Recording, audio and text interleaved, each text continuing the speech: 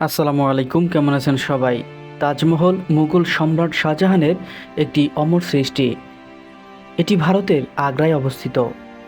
পৃথিবী জুড়ে তাজমহল ভালোবাসার একটি অপরূপ নিদর্শন হিসেবে চিহ্নিত। আরজুমান্দ বানু বেগম মমতাজ ছিলেন শাহজাহানের তৃতীয় স্ত্রী। ১৬৩১ সালে ৩৯ বছর বয়সে ১৪তম সন্তান জন্মের সময় মমতাজের মৃত্যু হয়। প্রিয় স্ত্রীর স্মৃতিকে অম্লান করে রাখার উদ্দেশ্যে তার সমাধি ঘিরে সম্রাট শাহজাহান তাজমহল নির্মাণ করেন।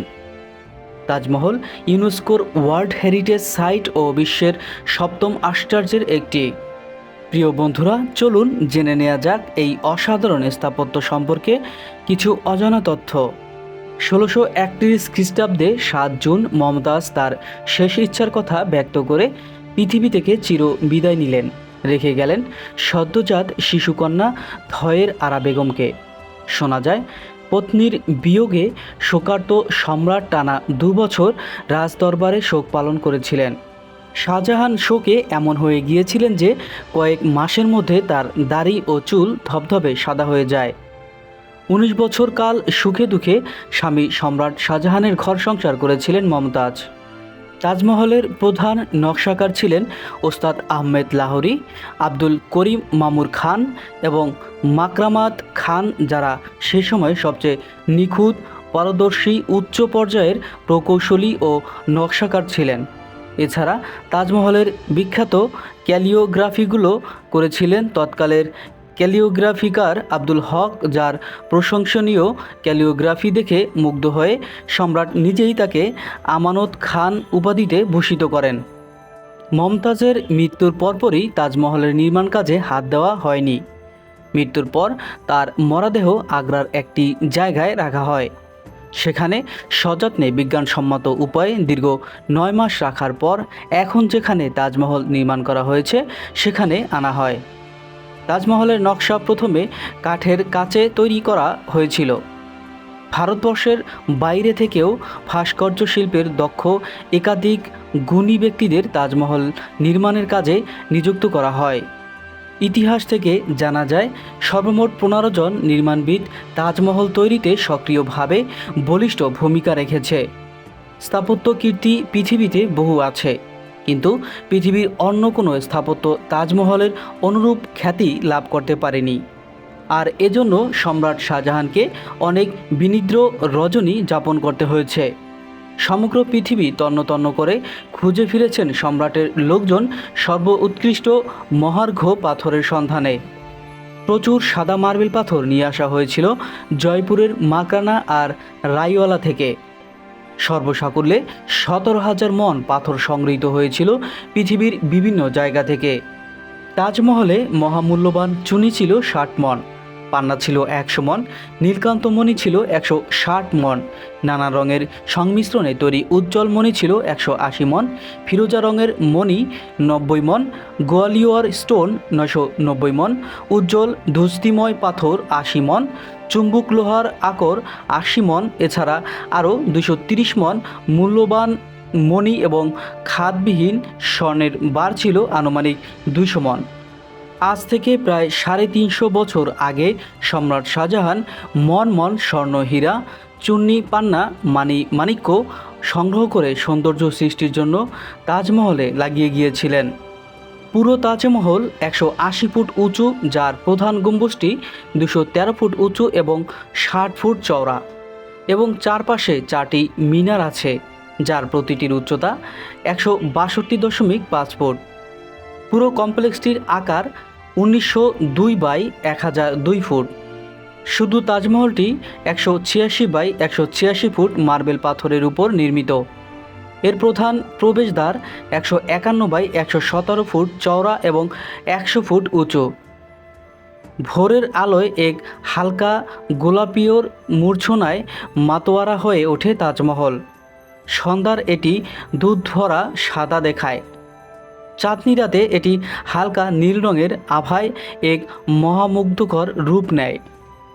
এই পরিবর্তনগুলো তাজমহলকে দিয়েছে অনন্য এক বৈচিত্র্য। দ্বিতীয় বিশ্বযুদ্ধের সময় রোমান বিমানের হাত থেকে রক্ষা করতে তাজমহলের উপরে বাঁশের খাঁচা দেয়া হয়েছিল। 1971 সালে ভারত পাকিস্তান যুদ্ধের সময় ওই 9/11-এর পর বিমান হামলার হাত থেকে তাজমহল রক্ষায় সবুজ আচ্ছাদন ব্যবহার করা হয়। এটি নির্মাণ করতে সুদক্ষ 20,000 শ্রমিকের 22 বছর সময় লেগেছিল। এছাড়াও নির্মাণ সামগ্রী বহনের জন্য 1,000 হাতির ব্যবহার করা হয়েছিল। তাজমহলের ভেতর ও বাহিরের ক্যালিওগ্রাফির চমৎকার কাজ রয়েছে। মমতাজ মহলের সমাধিক্ষেত্রেও তার পরিচিতি প্রশংসার শিলালিপি দেখা যায়। সমাধিক্ষেত্রের এক পাশে আল্লাহর 99 নাম ক্যালিওগ্রাফিক শিলালিপিতে অঙ্কিত আছে। বর্তমানে তাজমহল বাগান, গেস্ট হাউস ও মসজিদ দিয়ে ঘেরা 17 হেক্টর জায়গা নিয়ে গঠিত। সম্রাট শাহজাহান যমুনা নদীতে বসে তার এই স্বপ্নের সমাধিটিকে দেখতেন। বর্তমানে নদীটি শুষ্ক হয়ে গেছে। তাজমহলে একটি সুড়ঙ্গ রয়েছে যা যমুনা নদীর ধার থেকে শুরু হয়েছে, তাজমহলে গিয়ে শেষ হয়েছে। বিশেষজ্ঞরা বলছেন এই সুড়ঙ্গটি সম্রাট শাহজাহান যমুনা নদীর ধার থেকে তাজমহলে আসার জন্য ব্যবহার করতেন। তাজমহলে প্রবেশপথটি লাল বেলে পাথর দিয়ে তৈরি। এটি প্রায় 100 ফুট উঁচু। তোরণে আরবি হরফে উৎকীর্ণ হয়েছে কোরআনের বাণী। 187 ফুট উঁচু মূল মিনারটি রয়েছে 60 ফুট ব্যাসের জায়গা জুড়ে। মূল মিনারের চারপাশে রয়েছে ছোট ছোট মিনার। এগুলোর উচ্চতা 108 ফুট। তাজমহলের নির্মাণ শৈলীতে আরেকটি রহস্যময় দিক হলো, যখন আপনি তার দিকে এগোবেন মনে হবে সেটি আকারে ছোট হচ্ছে, আর যখন দূরে সরে আসবেন মনে হবে ধীরে ধীরে বড় হচ্ছে।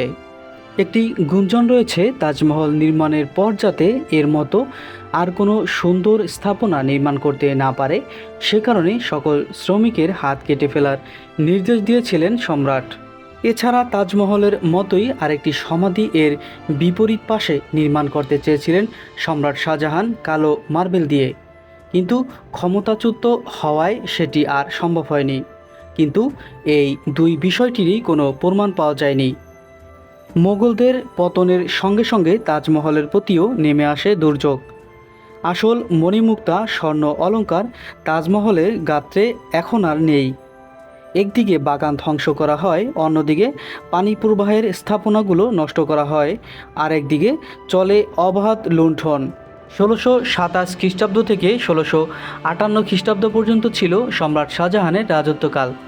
এ সময় তিনি তাজমহল ছাড়া আরও অন্যান্য শিল্পকর্ম তৈরি করেছিলেন। কথিত আছে সম্রাট শাহজাহানের শেষ জীবনে তার ছেলে অরঙ্গজেব তাকে আগ্রার দুর্গে বন্দি করে রেখেছেন। দুর্গের জানালা দিয়ে দূর থেকে তাজমহল দেখতে দেখতে সেখানেই মারা যান শাহজাহান। 1666 সালে মৃত্যুর পর শাহজাহানকেও স্ত্রী মমতাজের পাশে শায়িত করা হয়। 1984 সালের পর থেকে মূল সমাধিতে আর কাউকেই ঢুকতে দেওয়া হয় না। এই সমাধির ওপর তলায় বানানো হয়েছে ঠিক এরকমই আরেকটি নকল সমাধি। পর্যটকরা এই নকল সমাধি দেখার সুযোগ পান। বন্ধুরা, এই ভিডিওটি ভালো লাগলে আপনার বন্ধুদের সাথে শেয়ার করে দিবেন। আর এই চ্যানেলটিতে যদি আপনি নতুন হয়ে থাকেন তাহলে এই চ্যানেলটি এখনই সাবস্ক্রাইব করে রাখুন। পরবর্তীতে এই ধরনের আরও অজানা রহস্যময় ভিডিওগুলো সবার আগে পাওয়ার জন্য ধন্যবাদ সবাইকে। ভালো থাকুন, সুস্থ থাকুন।